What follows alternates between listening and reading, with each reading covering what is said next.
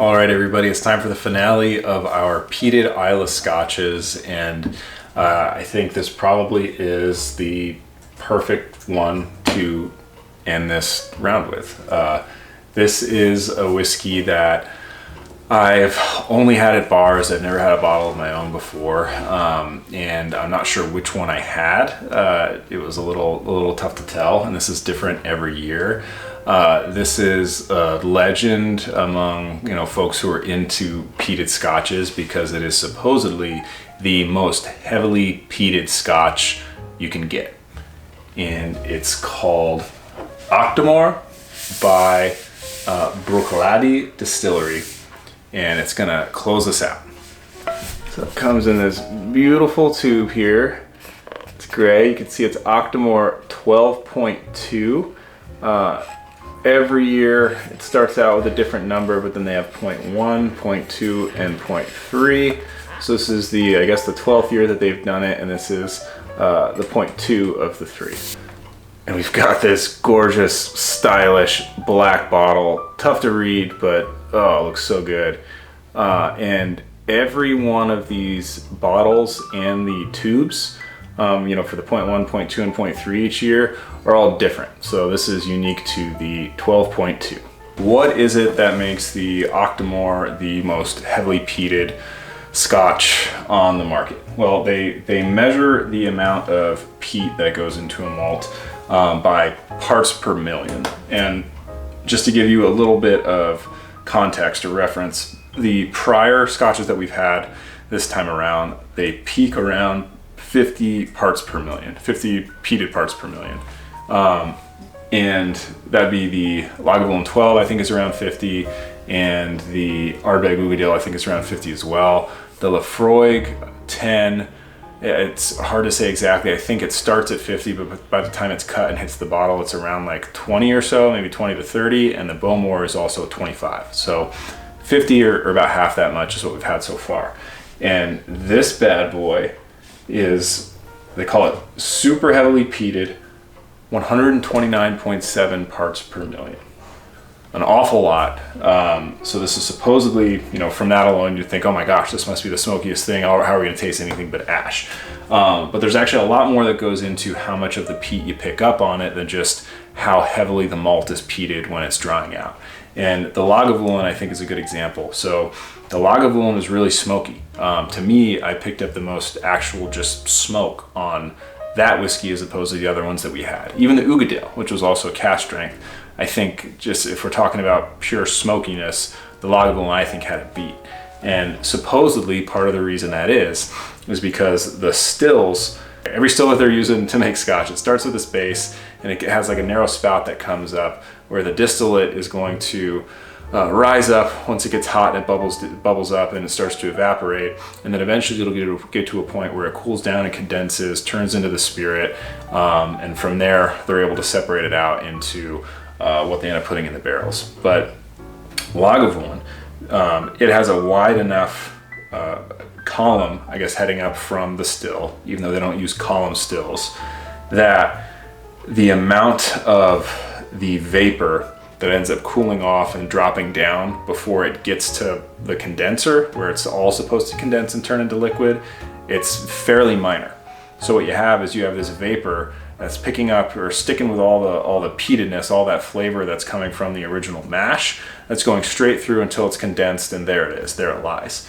Whereas Peated, the folks who make Octomore, they have a very tall still, especially compared to Lagavulin. So what happens when you have a much taller still is it's a lot longer of a ride for the liquid, for the vapor to go before it condenses. And so you end up having, if the heat hasn't traveled far enough up that still, it ends up cooling down on its own, and then it condenses, falls back down the still until it gets hot enough again, revaporizes, and that can happen a few times in this process called reflux.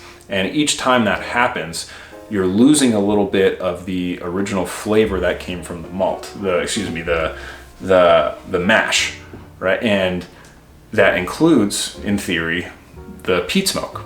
So just because we have something that's 129.7, when we had been having things that were 50 ppm, doesn't mean that we're going to be tasting something that's over 2.5 times as smoky, because that sounds like it'd make you vomit. You'd be like sucking on swamp ash. What makes the 2.2 different from the 2.1 and the 2.3 are how it's aged and how it's finished. So the 2.2, I believe, is aged in, let's see, it should say here. Yep, it's 5 years old, so really young for Scotch, incredibly young. You're expecting to taste a lot of youth on this. We'll see if we do. 5 years, cask type bourbon, barley origin Scottish mainland, barley variety concerto, and I'm surprised it's not saying it on here, but I know that this is finished in Sauternes casks. Maybe it says it on here, which is a type of, I believe, white wine. Oh, it does say cask type bourbon / SC. So the SC is the Sauternes cask. So presumably that would add a little bit of sweetness on the end of it too, like you would get when you finish pretty much any other type of whiskey in any kind of a wine. Let's open it up, see what we think.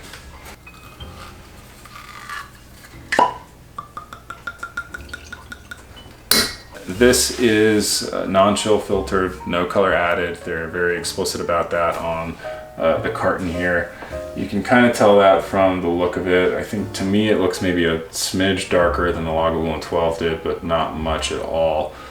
And that might be from the Sauternes cask finish, not really sure. The ABV on this one is 57.3, so it is stronger. This is the strongest one we've had so far, but I don't think that should really account for the color difference. It's certainly not much. All right, let's see what we got.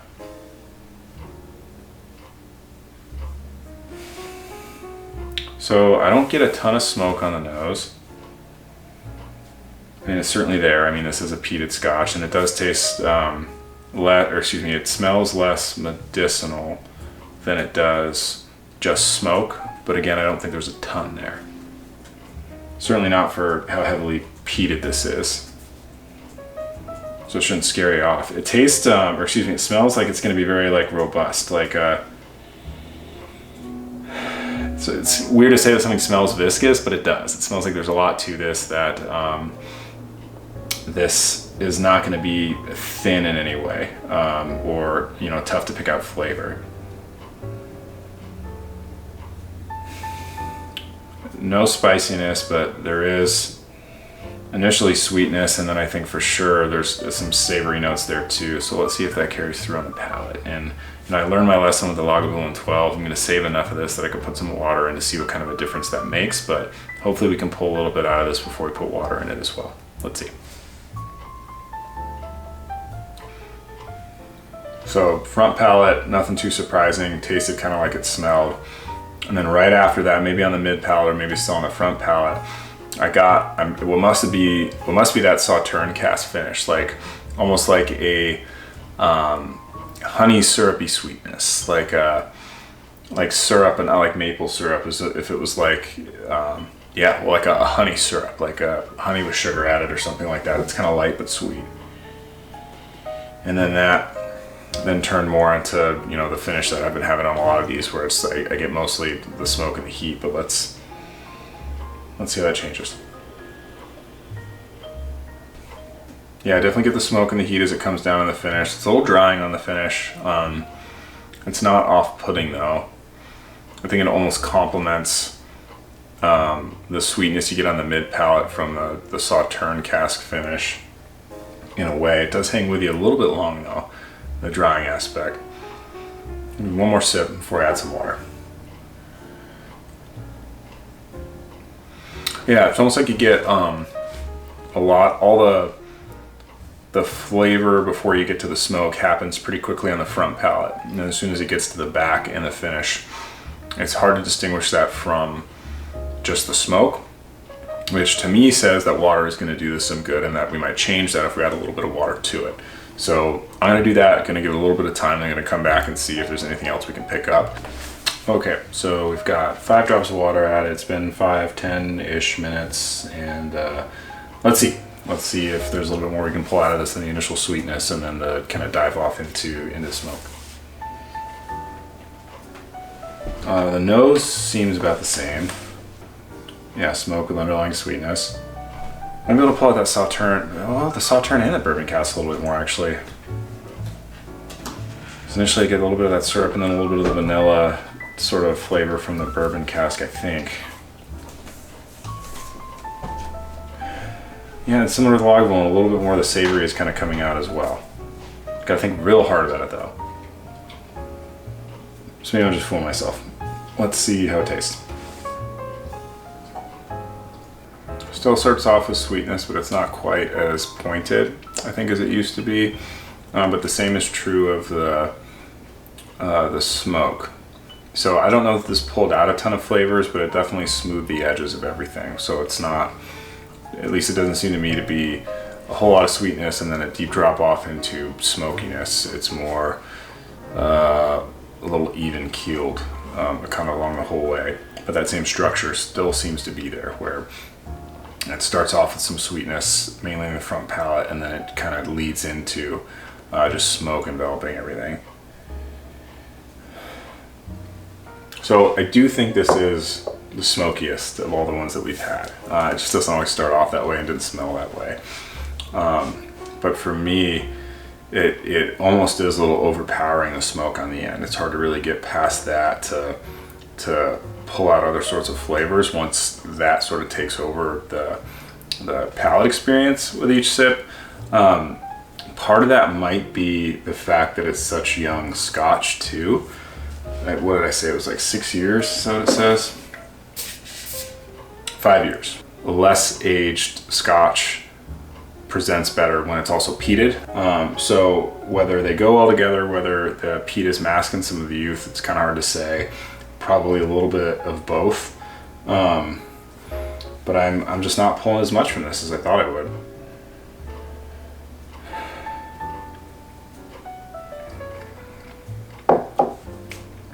But, you know, maybe I'm the idiot for thinking something that's, you know, so much ppm, touted as super heavily peated, being the most peated Scotch on earth, you know, would be not crazy smoky. I do think it's good. I do like that the sweetness lingers a little bit, and that you do get those, you know, distinct tastes as you're drinking it. You know, it's two different experiences almost. But it would be nice if it was a little bit more nuanced, if it was a little more complex, really, if there's more to it than that.